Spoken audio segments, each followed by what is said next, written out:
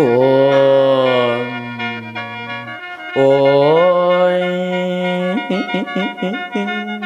ละฝ่าเอ้ยฝ่าห้องตึงข้ามเขาพึ่งไปเสียงใหม่ตกมาหอดข้องไผ่ฝ่าเป็นสีคึมคึมหัวใจอายห่วงแต่แฟนห่วงแต่แฟน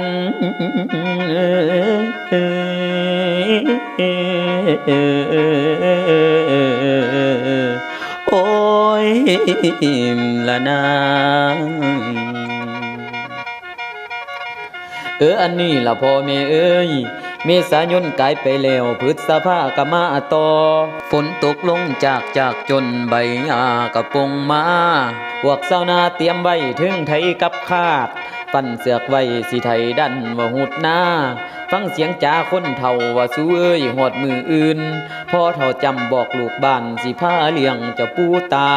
ให้สู้หาเอาไว้เงินละตัวเอาเด้อไก่เบิ่งข้างไก่คันมันสั้นที่ลีปีนี้สิบ่ดีคันปีใดข้างไก่โค้งเงาคือเกี่ยวพ่อเฒ่าจำบอกไว้ปีนั้นจังสิดีมาเต็มที่แต่ผู้หน้าไก่บ้านผัวเมียเดียวเลี้ยงลูกอ่อ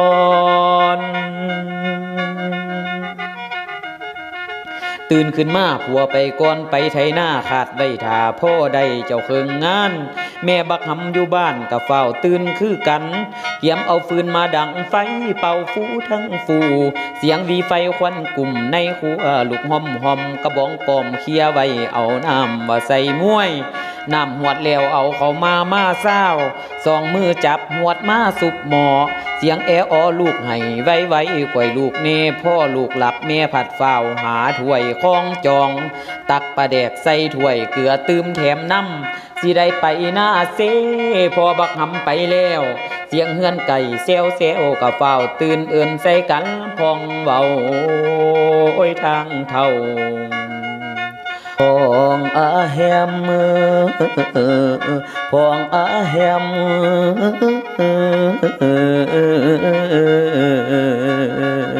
โอ้ยละนาง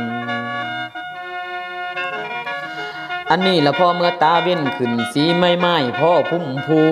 บ้ากะหาบตาได้ทั้งเฝ้าบ่คล้องเดินมือหนึ่งอุ้มลูกน้อยเฝ้าเล็งลงหน้าหัวกะหิวทั้งตัวกะเฝ้าคล้องกินเขาเสร็จดีแล้วกะลงดำจะไวแขวนอุลูกน้อยไว้เสียงให้กะสร้างมันมือเนียงขันต้มอยู่ในหน้า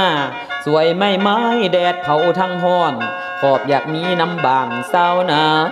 จึงหน้ากำหน้าดำเหม็นเศร้าหน้าเห็ดเลี้ยงพวกพี่น้องคนเฒ่าจังจะเลิ่นเพิ่นจังเอิ้นว่ากระดูกสันหลังคันบ่มีเศร้านาบ่ได้เป็นเมืองบ้านพ่อเจ้าสิทธิ์ดีแล้วตาเว้นก็คอยคำแม่บักหำขึ้นเถิดเจ้าโอ้ยโลกาแม่นแดเด้อแม่นแดเด้อ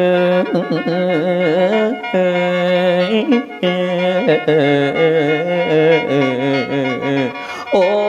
ยละนาง